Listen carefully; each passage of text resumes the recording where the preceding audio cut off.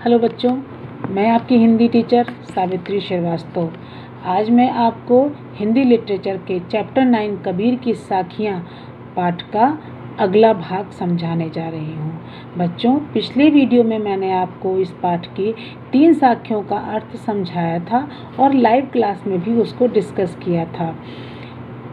आज के वीडियो में हम आपको आखिरी के 2 साखियों का अर्थ समझाएंगे, लेकिन उसको शुरू करने से पहले हम पिछली पढ़ाई गई साखियों के अर्थ को एक बार फिर से समझ लेते हैं।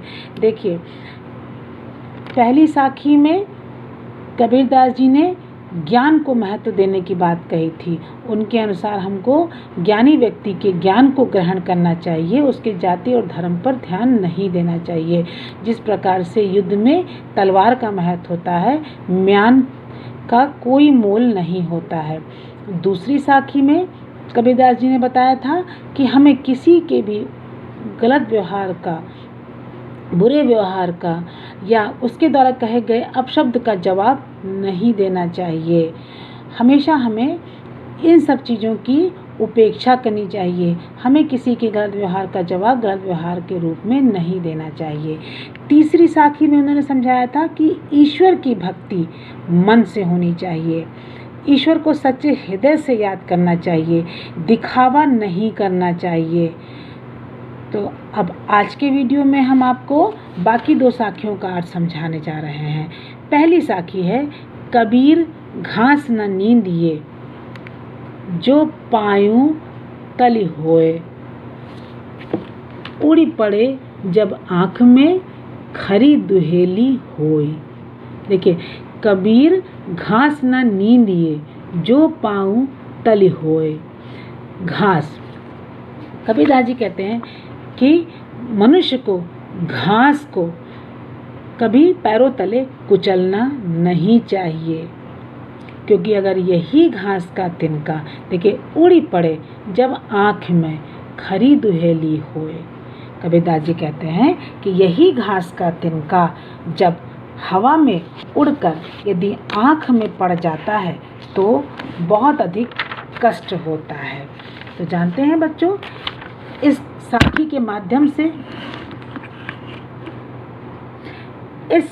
माध्यम से कबीरदास जी ने क्या समझाने का प्रयास किया है? उन्होंने ये समझाने का प्रयास किया है कि कभी भी मनुष्य को कमज़ोर व्यक्ति का अपमान नहीं करना चाहिए।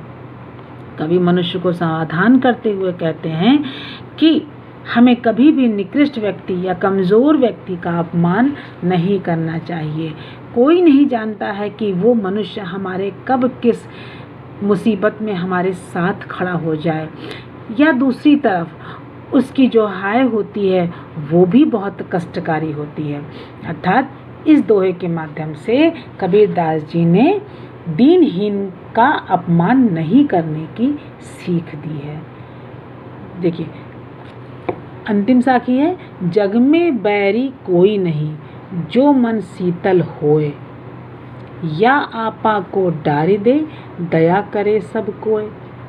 देखिए, जग में बैरी का मतलब होता है दुश्मन, और जग का मतलब होता है संसार, पानी पीने वाला जग नहीं, संसार।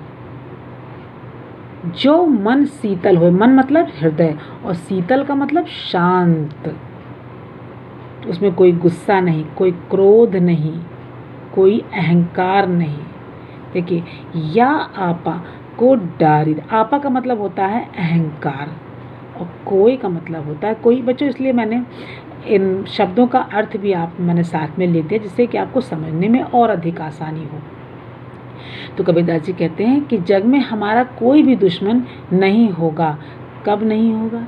जब हमारा मन, हमारा हृदय शांत होगा, शीतल होगा।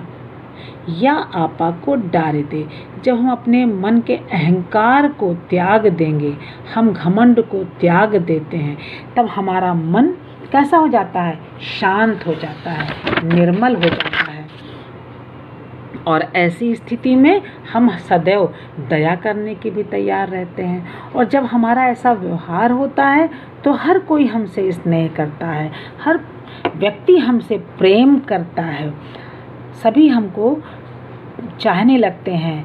तो इस साखी में कवि ने मनुष्य को घमंड त्यागने की सीख दी है। इससे क्या होगा बच्चों?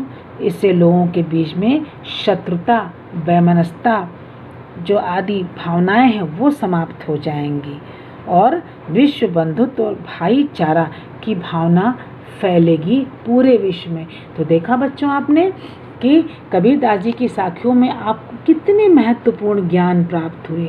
बच्चों सच पूछिए तो हमें इन ज्ञान को ग्रहण करना चाहिए।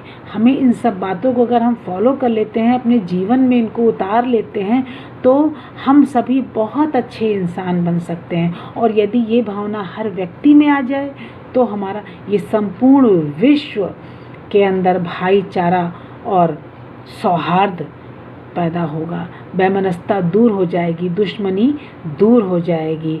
देखिए कबीरदास जी ने पहले कहा कि हमको ज्ञान प्राप्त करना चाहिए। क्या फिर दूसरी साखी में उन्होंने कहा कि हमें कभी किसी के बुरे व्यवहार का जवाब बुरे व्यवहार से नहीं देना चाहिए। हमें ईश्वर की सच्ची भक्ति करनी चाहिए। हमें किसी निरीह व्यक्ति को, दुर्घास के माध्यम से उन्होंने निरीह व्यक्ति का उदाहरण दिया है। उन्होंने कभी हमें किसी को जो दीनहीन है, जो कमज़ोर व्यक्ति हैं, उनका अपमान नहीं करना चाहिए। इसी प्रकार से हमें अपने अहंकार को त्याग कर अपने मन को शांत रखना चाहिए और तभी हमारे हृदय में सभी के प्रति प्रेम की भावना होगी। हम सभी पर दया कर सकेंगे और जब ये भावना हर व्यक्ति में आएगी तो संपूर्ण विश्व में भाईचारा, बंधुत्व की भावना होगी। धन्यवाद।